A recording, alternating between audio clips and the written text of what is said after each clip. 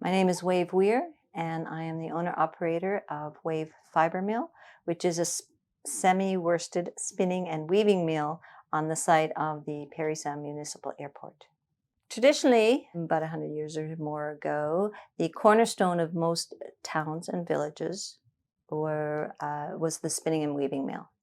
And basically it got fiber from farms, supported the farmer, hired people, made clothes, had a garment industry, and that's exactly what we are. We're reinstating a very old method of economic development where we take raw fleece and wash it, process it, spin it, turn it into yardage and yarn, and make garments out of it right here in Ontario using Ontario-grown, Ontario-processed fiber, plastic-free, environmentally, socially, and economically responsible, basically slow fashion. Raw fiber to garment, all under one roof.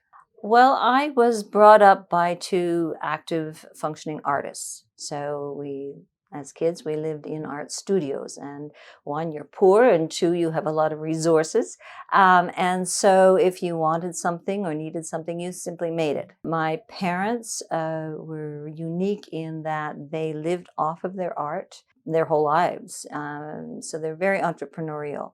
And so I guess that sort of rubbed off. I have run a few different self-employed businesses, starting off when I was first married doing hardwood furniture, custom hardwood furniture. My husband and I started a business there. Eventually, I looked at what I was doing when I was sewing and designing and said, this could actually go somewhere. And I started a natural fiber clothing business. So most of my life, I have been self-employed. I've done about 30 years of volunteering for community development projects throughout the towns that I've lived in.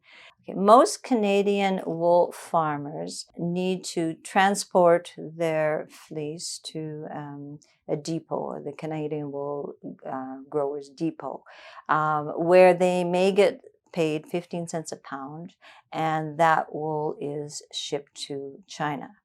At this point, some are telling me they're not even being paid that.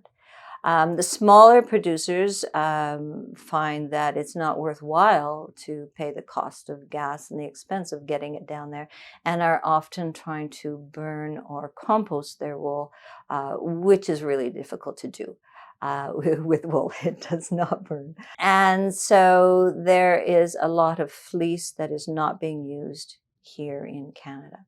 On the other end, we have consumers who are raised on the local food industry and local and organic, and are now looking at what they're wearing, what their household products, and are looking for natural, local, environmentally sound, slow fashion, where something lasts several generations, not sort of a 3-week fashion window. So we've got demand on both ends. And what was happening in the middle is that there's very limited processing for Canadian fleece at the moment. Unless you're, many millions of pounds, there's not a lot of processing. And here in Ontario, there's some excellent small mills doing some amazing work, but certainly could not meet the capacity, or do not have the capacity to meet the demand.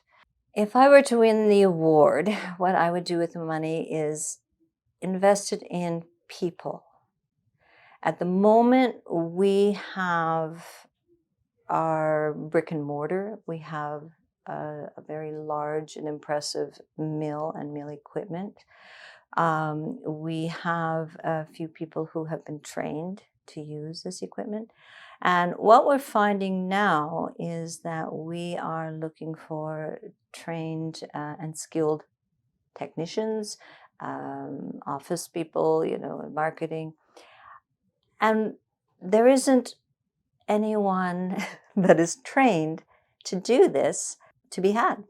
there isn't a mill here that has, trained workers that can now move across to my mill.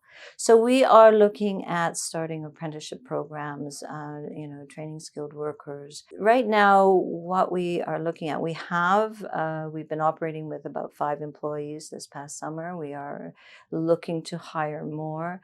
We're looking at probably 8 to 10 people is what we could use right now.